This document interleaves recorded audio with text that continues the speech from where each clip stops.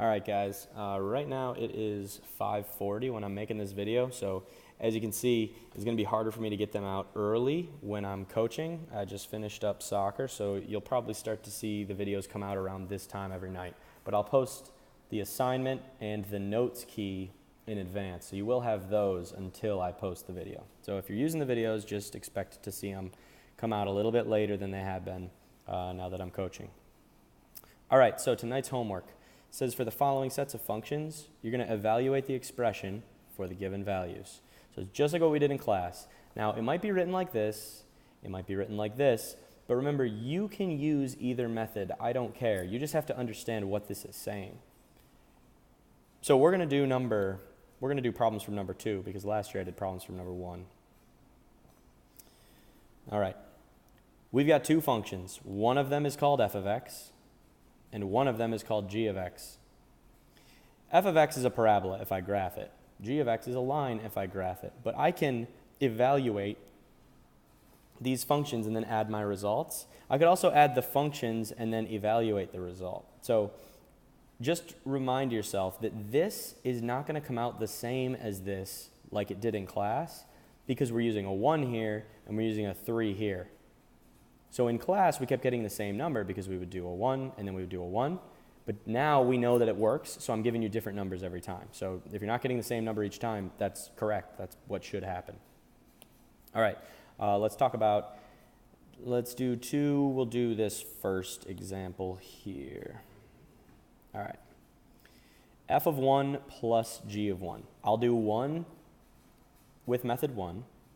Now, with method 1, we want to evaluate each function first, and then we're going to add the results. So first we want to figure out what f of 1 is. Well, f of x is 3x squared plus 8. So if I want to calculate f of 1, I'm just going to replace that x with a 1. And g of 1, sorry, I'm going to need that as well because I'm going to add that to f of 1. G of 1 is going to be 1 minus 20, right? Because g of x is x minus 20, so whatever x is, I subtract 20. In this case, x is going to be 1, so I'll subtract 20. All right. So I'm going to continue along with f of 1. F of 1 is asking me to square 1. Well, 1 squared is just 1.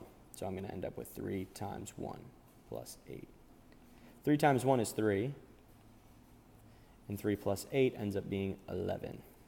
And that is the wrong symbol there. Got to erase that.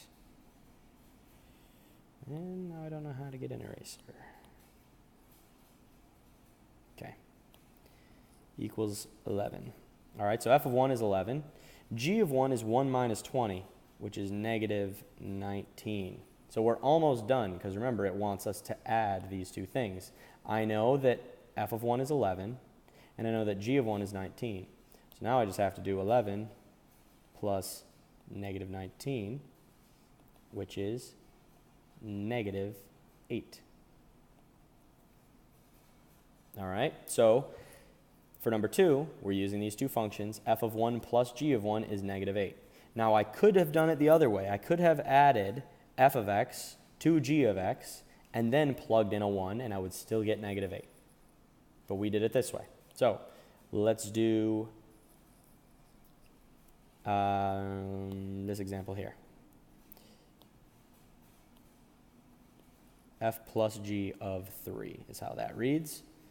So f plus g of 3, that means we're going to add the functions first.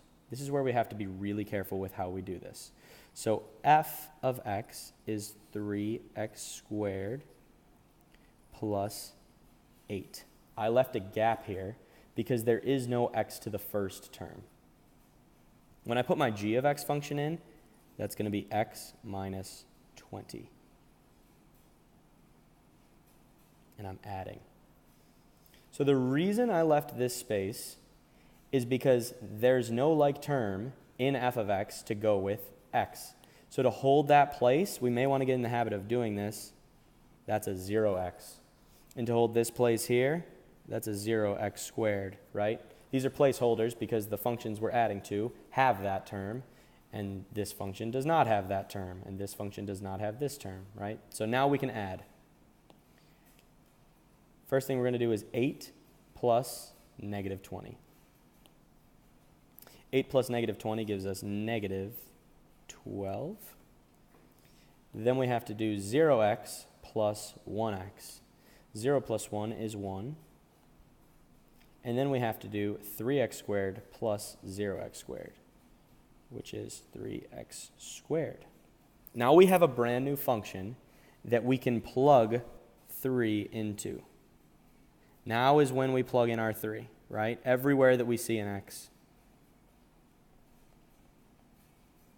All right, so now we have to evaluate this. Let me just give myself some space.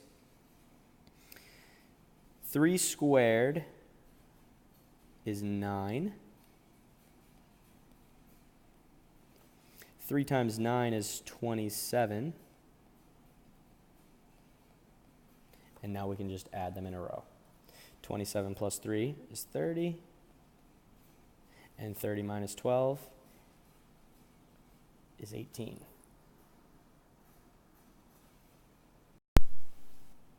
So good luck on the rest of this assignment, you guys, and I will see you tomorrow.